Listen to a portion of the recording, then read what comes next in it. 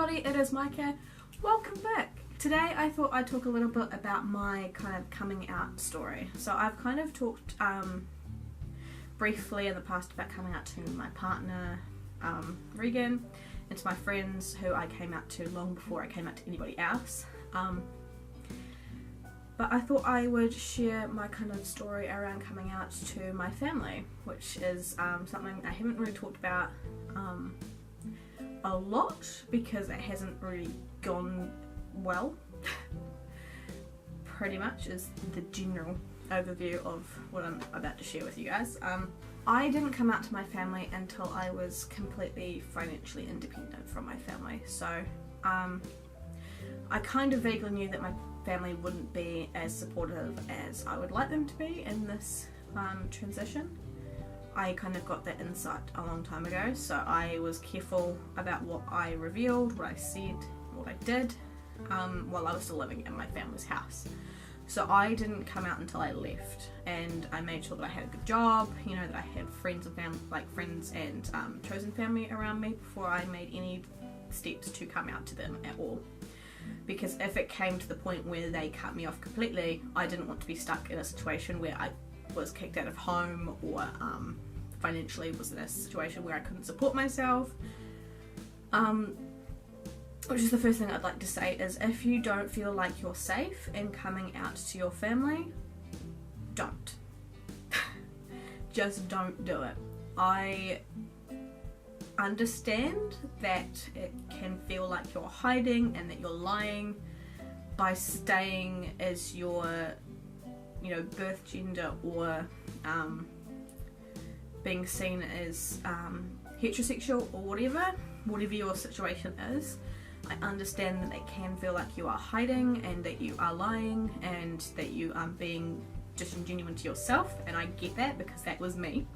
But if it's a decision between, you know, staying in a position where you have a house, you have food, you have, you know, money, and being kicked out and you not being able to support yourself or whatever, you kind of need to look after yourself first. And I get that it's hard. I went through a lot of turmoil with myself because I couldn't be myself. So I get it. I really do. And I know that it can seem a long way away and a long time off, but you will get there, and then you can be as loud and as proud of who you are as you want to be. But that aside, how I came up to my parents is, well, the original plan was I was going to come out to my mum via a letter because I knew that if I started to say what I felt, I would either forget something, get choked up and not finish, or chicken out. You know, I'm not a strong vocal person. I'm a strong person, but I'm not strong vocalizing things. I'm getting better at that. Like when people misgender me, I'm getting better at vocally going, no, I'm a dude. But, you know, I wrote everything down. I wrote all of my feelings, I wrote down my past experiences, I wrote down, you know, the steps I was going to take, blah blah blah, to kind of just get a full scope of this is how I felt for this long, you know. So I wrote it all down and got it all ready to give to my mum. I was going to give it to her in person and stand there and have a conversation with her afterwards. That kind of fell to pieces because I had legally changed my name at this point, so I was already Micah at this point. And the great thing is I was still registered, some of my stuff is still registered to my parents' house, which I'm slowly trying to get changed. But one of those at the time was my election papers, which meant that when I did my name change and everything, they sent, it was right before an election, and basically they sent some documents with my new name on it to my parents' house about a week before I was going to come out to my mum. I had told my mum at this point that I wanted to talk to her and have a conversation with her about stuff, and she hadn't responded at that point, and then she flipped out when she saw my new name on stuff and started questioning me and stuff, and I was like, well, I was going to talk to you. You knew I was going to talk to you. can I talk to you this weekend? And she said, I'm busy. And I'm like, well, in that case, I'm just going to drop off the letter, let you know that it's there, and then you can get back to me with your feelings, because I don't have time to literally be chasing you. She basically just didn't want to talk to me because she pretty much guessed at that point that something was up. So I thought I'd read you my letter to my parents, well, to my mum anyway. And yeah, so this is the letter that I sent to her. I haven't actually got it in letter form anymore because she's got it, but I have it on my phone. Mum, I've agonised about writing you this letter for months, and I want you to read it in its entirety and take a moment to process what I have written before you say anything, because I'm laying my heart and soul out on these pages right for you. I am transgender, a boy, born in the wrong body. It's almost funny that the hardest words to write in this letter weren't those 10, because I've been so comfortable with that fact since I came out to my friends back in December. I can't even see myself as a girl anymore. But I'm getting ahead of myself. Let me take you on a quick, abbreviated version of my journey to this point and why I'm shaking my boots handing you this letter. Of course that didn't happen. Before I start, I'm going to assure you of one thing. Something that I'm almost certain is running through your head right now. It's not a phase. I wish it was. I wish I didn't have to find $10,000 to $15,000 to get top surgery. I wish I didn't face discrimination. I wish that I wasn't going to have to live with the fact that statistically I now have a far shorter lifespan. I wouldn't want to put myself through this for a laugh. This journey began a long time ago for me, and it has taken depression, suicide attempts, and a lot of therapy to get me to this point, to hold my head up high and proclaim happily that I am a boy. But first I feel like I'm almost, oh my god, I can't write. But first I feel like I need to reintroduce you to myself. Hi, my name is Micah, and yes, it has been legally changed to that. I'm 21 years old and I am your son. There are a few things you need to know. Getting to 21 years old was no easy feat. I've struggled with severe depression for a long time, with self-harming since I was 11. I was in and out of counsellors' offices since intermediate, but I plastered a smile on my face and said I was fine, that I was okay. I wasn't really, but I had to be. I had to get my schoolwork done, get good grades, sing in the choir, and face every day like a happy kid, even if, to me at least, it felt like hell. I was never comfortable with who I was. As you know, I was a tomboy at primary school, and I fit in with the boys far better than I did the girls. My body image was, and to a small degree still is, awful. I had no confidence in myself, even though I had some talents. I felt useless, worthless, like I would never accomplish anything, and generally like I wasn't good enough. High school was hell. I was bullied almost every day, had things thrown at me, was called names, ridiculed, but I could take that. Sure, it fractured any confidence that I did have and added to my depression and self-harm, but honestly, it was the school uniform that made my days at school so much worse. I relished the days I had drama and could take on the role of the male. When movie character day rolled around, I could dress up as Gomez Adams, complete with a mustache. I cherished these moments where I felt comfortable. My first and only year of uni, as you know, was a bust. But what you didn't know about that year was how much I was actually struggling. I wasn't struggling because of my classwork. The classwork was suffering because of my depression. I was at a really bad place in my life at the time. I was self-harming almost daily and was barely eating. I barely mustered probably 3 to 6 pieces of sushi while at work and whatever was for dinner that night. I was stuck in a very bad place, but I felt stuck and didn't know what to do. I spent a lot of time on the internet googling how I felt, trying to put a name to what I felt, and then I came across gender identity disorder, transgender people, and a whole world opened up about other genders and ways to become other genders, and it got stuck in my mind.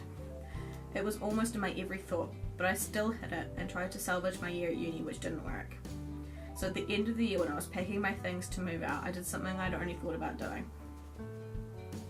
I bought 2 sports bras and tried to bind my chest. FYI, binding is basically trying to make your chest flat to mimic that of a male's chest, usually with a binder, but in this case sports bras. I still have the photos that I took of me wearing a t-shirt of my brother's and my hair pulled back. It felt amazing. So much so I went and had lunch with my friends in my new get-up. 2013, the year I moved out, I bought myself a binder from America and started acquiring a male wardrobe. I felt so happy with how I felt that on that outing dressed as a guy that I decided I was going to live like that part-time, which was when I wasn't at work or around family, and that's what I did for almost 3 years. I lived as Mel, who went by Micah, in 2014ish, and I used she/them pronouns, who switched between male and female depending on how bad my gender dysphoria was. Now I'm going to pause for a moment and tell you about my gender dysphoria. Now, dysphoria is defined as the condition of feeling one's emotional and psychological identity as male or female is opposite to one's biological sex. Basically, for me, my gender dysphoria caused me a lot of self-loathing and depression. I hated myself. I hated everything about myself. I felt wrong and uncomfortable, and it drove me to wanting to kill myself on multiple occasions. I wanted to cut my chest off. I wanted to look like a boy, sound like a boy, be called a boy, and for people to call me he. But I felt I was never going to be accepted as such, and felt that I couldn't live like this. And I know this is hard to understand, but it honest to God felt like I had nothing to live for. That life was always going to be this bleak and meaningless, and the last year alone I was talked out of suicide on multiple occasions, and was even escorted by the police down to the emergency psychiatric services because my friends were so worried about me. I've been on antidepressants before and have had a few counsellors in the last few years, and I'll tell you, nothing in this world has felt better than when I came out to my friends as a transgender man. I felt free, I felt happy, I cut my hair and stopped dressing girly. I came out to work just before my 21st birthday, which was It's a Boy themed, and got my name legally changed, and a new wardrobe and a new name tag for work. 90% of my depressive feelings have lifted, and there have been very few times now that I feel hopeless, worthless, and alone in my struggle. I feel the will to live again, and I have my passions back. And this year I went and saw a fantastic psychotherapist who helped me a lot with dealing with the last 10% of negative feelings. Things are so fantastic, and the fact that I got this far and I'm here and I'm out blows my mind, and it makes me so happy that I had people to push me to reach this point, because I've honestly never been happier. I'm pursuing the process of getting to a psychiatrist who will refer me to an endocrinologist so that I can get testosterone, and I'm saving and fundraising for top surgery that I either have to go to Thailand or America for, since they don't publicly fund it here in New Zealand. I'm going to be brutally honest and say I'm not expecting acceptance for you from this revelation. I've prepared myself 1000% for the worst possible outcome, but I will say this. I am who I am, and no amount of screaming, yelling, crying or guilt is going to make me change who I am on the inside. I have fought for freedom in my own life on a daily basis for so long that I'm not about to be stuffed back into the closet and watch myself slip back to a place where I felt like killing myself was the only answer. I am finally strong and free, and most of all happy. I know we haven't seen eye to eye on a lot of things, but in this I hope we can find a middle ground. I'm still very much your child with the same mind, who loves to draw, write, read, is obsessed with technology, and has a stupid sense of humour. I am still your child, but only happier and finally the person I've always wanted to be. I hope as a mother you can love me unconditionally and support me on this journey, but I do respect that this is a hard thing to come to terms with in the space of a letter when I've had years to come to this conclusion. And I will give you time. We have time, and even if you decide that you can't support me and you don't want me in your life, I will always leave the lines of communication open if you change your mind. In saying this, your support for the difficult journey that is ahead of me as a transgender individual is not essential to me. I am strong enough to be, and have been lucky enough to have found a fantastic chosen family that are support enough for me. So just know that I love you, and hope that one day you can see me as your other son. Love, Micah Ace. So that was the letter that I had given to my mum, and it didn't go down well. After the letter, I asked her if she'd read it. She said that she had. I asked if she wanted to catch up and talk about it.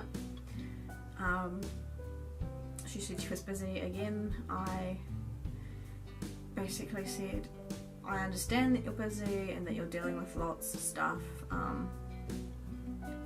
but I kind of need to know whether or not I should pursue this, you know, if you're ever going to want to talk about this, if you ever want if you even want to be part of my transition at all, because I don't want to be stressing myself out and emotionally compromising myself on a day-to-day basis, you know, worrying about whether or not my mum's going to accept me. Like, I just wanted to know, was this even going to be a feasible thing? And basically got told that it was because of other people's influences that I was living the way that I was.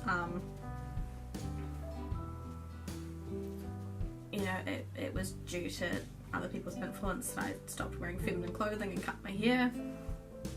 I'll be honest, I've been wearing masculine clothing for, you know, a good few years before then, and none of my friends influenced me in any way. I mean, I cut my hair because I look great with short hair, I mean, come on. And I wanted to appear more masculine, and it was a bombshell, and that how could I expect them to accept it? And it was like, well, yes, you should. It was a bombshell because I never felt comfortable talking to you. And should you accept it?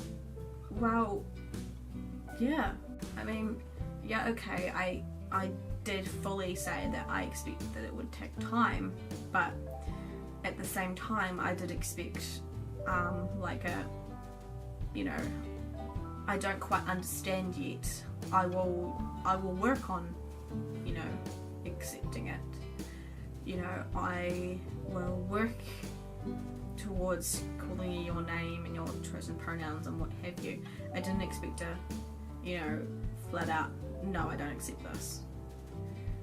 Well, I was, but I wasn't. Like, I get that you have to kind of, as a parent, you're kind of, I don't, grieving the child that you've lost, but the thing is, you haven't lost, in the same breath, you haven't really lost a child, you've just gained a more confident, happy one.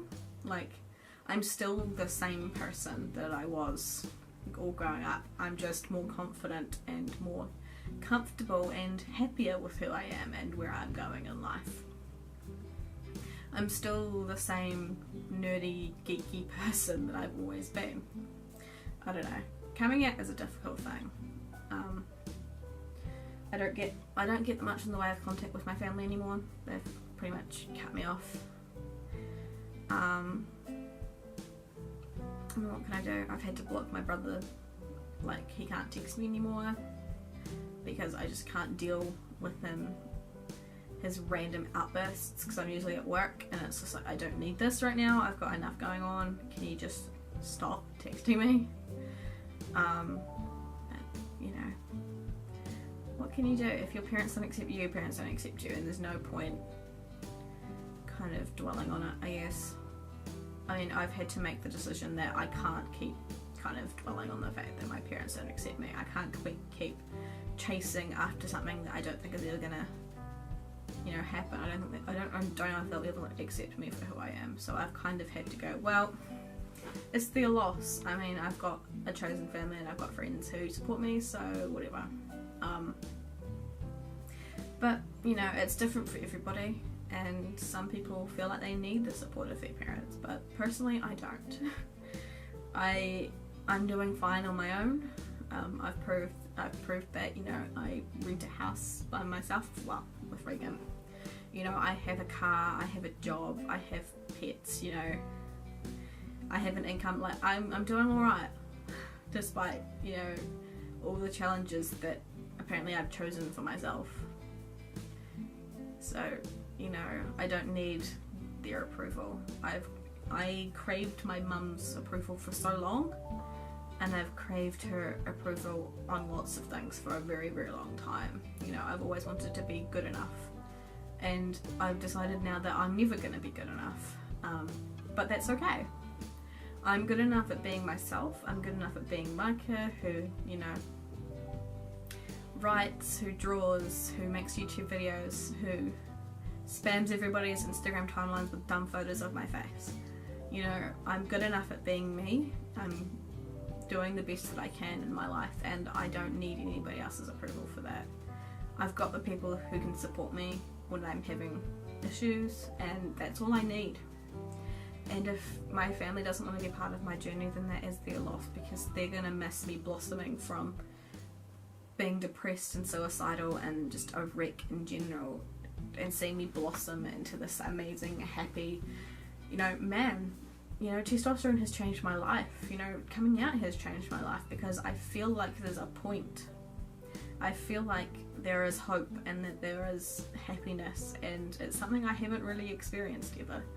And it's the happiest I've ever been, and I genuinely feel like my life is worth something. And I wouldn't have that if I didn't come out. And when I did come out and I was still stressing about how my family would react, it was so muted and dull, and it was like, no, I need to let go of all these like built up emotions about how my family is feeling, because this is about me now. You know, this is about my journey and myself and my happiness. So if they have an issue with that, then that is their problem, because I need to focus on me. I've focused on everybody else for so long that I need to focus on me and myself and my image and not theirs. So that was long and rambly, and it's going to be a hideously long video, and I apologise greatly, but yeah. So I hope you enjoyed that video. That's just a little bit of me coming out. And if you have any other questions about that, please don't hesitate to ask. I'm always happy to elaborate on things. If you like that video, make sure to like and subscribe. I currently have a binder and pack giveaway going on. There's 4 days left, so get those entries in. The link is just up here. And I've also just made an announcement about some future binder giveaways, which I will put a link to in the description. You can watch one of my previous videos by clicking this little box here, and you can also subscribe by clicking that little bubble just there. Come out when you feel safe to come out, and don't come out any earlier.